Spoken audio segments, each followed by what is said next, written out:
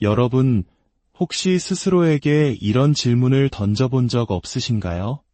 나는 왜 이렇게 예민하게 반응할까? 왜 늘 다른 사람의 눈치를 보며 불안해할까? 어째서 나는 늘 최선을 다하는데도 공허한 마음이 채워지지 않을까? 하고 말입니다. 어쩌면 그 해답은 우리가 한 번도 제대로 들여다보지 않았던 우리 내면 깊숙한 곳에 숨겨진 상처에 있을지도 모릅니다. 오늘 우리는 바로 그 트라우마라는 마음의 상처에 대한 이야기를 나누려 합니다. 이 이야기가 당신의 마음에 작은 울림을 준다면 주변의 소중한 이들에게도 이 지혜를 공유해 주십시오. 당신의 구독과 좋아요는 저희가 더 깊이 있고 의미 있는 이야기를 만드는데 정말 큰 힘이 됩니다. 자, 이제 시작하겠습니다. 우리는 흔히 트라우마라고 하면 전쟁, 끔찍한 사고, 폭력과 같은 거대하고 충격적인 사건만을 떠올립니다. 하지만 전문가들은 트라우마의 진짜 의미는 당신에게 일어난 그 사건 자체가 아니라고 말합니다. 트라우마는 그 사건으로 인해 당신의 내면에서 일어난 변화, 즉 마음과 영혼에 새겨진 깊은 상처를 의미합니다. 그리스어로 상처를 뜻하는 단어에서 유래했듯 트라우마는 보이지 않는 심리적 외상입니다. 머리에 강한 충격을 받았을 때 눈에 보이는 상처가 없어도 뇌진탕이라는 후유증이 남는 것처럼 마음에 가해진 충격 역시 눈에 보이지 않는 깊은 상처를 남깁니다. 이 상처는 크게 두 가지 형태로 나타납니다. 첫 번째는 우리가 익히 아는 신체적, 성적, 정서적 학대나 방임, 부모의 중독이나 죽음, 가정폭력, 가난, 차별과 같은 거대한 사건들입니다. 이런 경험들은 아이의 영혼에 깊은 흉터를 남깁니다. 하지만 더 알아차리기 힘든, 그러나 어쩌면 더 널리 퍼져 있는 두 번째 형태의 트라우마가 있습니다. 그것은 마땅히 했어야 할 나쁜 일이 일어나서가 아니라 마땅히 받았어야 할 좋은 것을 받지 못해서 생기는 상처입니다. 모든 아이는 진화적으로 각인된 생존의 필수적인 욕구를 가지고 태어납니다. 그중 가장 중요한 것은 바로 조건 없는 사랑과 수용입니다. 부모가 아이를 사랑하지 않는다는 뜻이 아닙니다. 부모가 아이를 있는 그대로 아이의 감정과 존재 자체를 온전히 받아들여 줄 수 있는 능력에 관한 이야기입니다. 만약 아이가 슬퍼하거나 화를 낼 때 뚝 그쳐 왜 그렇게 예민하니? 라며 비판받는다면 아이는 자신의 감정이 뭔가 잘못되었다고 믿게 됩니다. 만약 아이가 부모의 기대에 부응해야만 칭찬과 인정을 받는 환경에서 자란다면 아이는 자신의 가치를 증명하기 위해 평생 다른 사람의 시선에 얽매여 살아가게 됩니다. 바로 이 지점에서 많은 한국인들이 고개를 끄덕일 것입니다. 전쟁과 가난 속에서 오직 생존과 발전을 위해 달려와야 했던 우리 부모님 세대를 떠올려 보십시오. 그분들 역시 시대의 아픔 속에서 살아남은 생존자였습니다. 하루하루 먹고 사는 것이 치열했던 시절, 아이의 감정을 하나하나 세심하게 보듬어줄 마음의 여유가 부족했던 것은 어쩌면 당연한 일이었을지 모릅니다. 그분들의 잘못이 아닙니다. 고통이 한 세대에서 다음 세대로 그저 흘러갔을 뿐입니다. 그 결과 우리는 세상에서 가장 빨리 성장한 나라가 되었지만 동시에 수많은 이들이 내면의 상처를 안고 살아가게 되었습니다. 늘 주변의 기분을 살피는 눈치 문화, 타인에게 인정받기 위해 나 자신을 끊임없이 채찍질하는 완벽주의, 성공을 향한 끝없는 갈망. 이 모든 것이 실은 어린 시절, 있는 그대로의 나로 충분히 사랑받지 못했던 내면 아이의 아픈 외침일 수 있습니다. 이러한 내면의 상처는 단순히 심리적인 문제로 그치지 않습니다. 우리의 몸은 우리가 겪은 모든 것을 기억합니다. 어린 시절 트라우마를 겪은 사람들의 혈액 속에는 염증 수치가 비정상적으로 높게 나타나곤 합니다. 만성염증은 암, 자가면역 질환, 우울증 등 수많은 질병의 원인이 됩니다.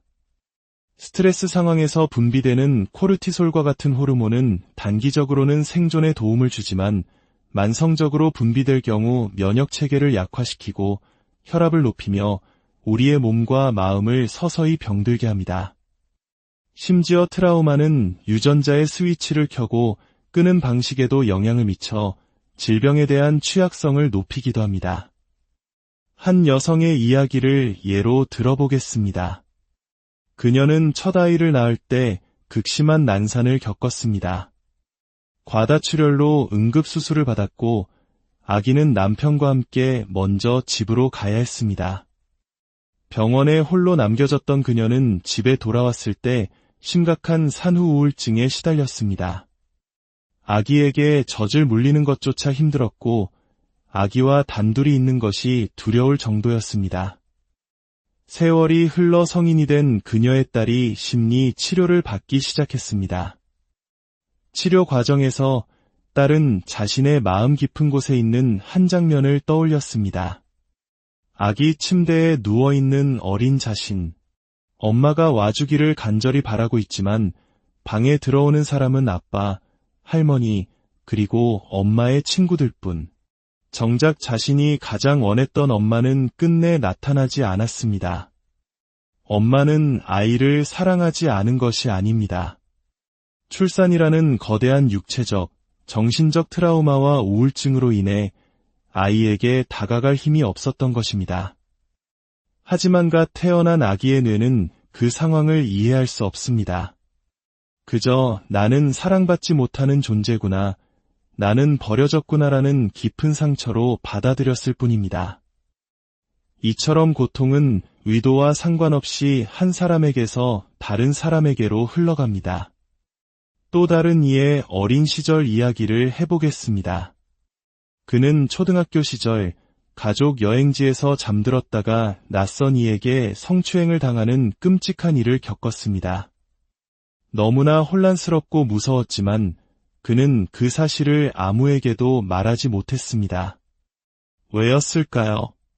만약 그가 부모에게 달려가 털어놓았을 때 부모가 세상에 얼마나 무서웠니? 괜찮아, 이리 오렴. 아빠 엄마가 널 지켜줄게라며 따뜻하게 안아주었다면 그 사건은 끔찍한 경험이었을지언정 그의 영혼을 파괴하는 트라우마가 되지는 않았을 겁니다. 그가 침묵했던 이유는 그 사건이 일어나기 이전부터 이미 그의 마음속에 나의 고통을 털어놓아도 안전하지 않다, 부모님을 걱정시켜서는 안 된다는 믿음이 자리 잡고 있었기 때문입니다. 진짜 트라우마는 사건 그 자체가 아니라 그 끔찍한 순간에 철저히 혼자였다는 고독감, 그리고 그 고독감을 느끼게 만든 원래의 환경에 있었던 것입니다. 많은 사람들이 자신의 어린 시절을 돌아보며 이렇게 말합니다. 그래도 맞고 자라진 않았어요. 밥 굶지는 않았는데요. 하지만 우리는 스스로에게 질문해야 합니다. 만약 내 아이가 나와 똑같은 환경에서 자란다면 내 아이는 상처받지 않을 것이라고 자신할 수 있는가? 라고 말입니다. 우리가 어린 시절의 아픔을 축소하고 외면하는 이유는 그것을 있는 그대로 마주하기가 너무나 고통스럽기 때문입니다. 그래서 우리는 감정으로부터 스스로를 분리시키고 괜찮은 척하며 살아갑니다. 하지만 이제는 그만해도 괜찮습니다. 치유는 바로 그 고통을 인정하는 것에서부터 시작됩니다. 나 정말 아팠구나, 이 한마디를 스스로에게 건네는 용기가 필요합니다. 그리고 두 번째 단계는 자신을 향한 연민 어린 호기심을 갖는 것입니다. 왜 나는 이 모양일까? 라는 자책 섞인 질문이 아닙니다. 내가 왜 이런 상황에서 이렇게 반응하게 됐을까?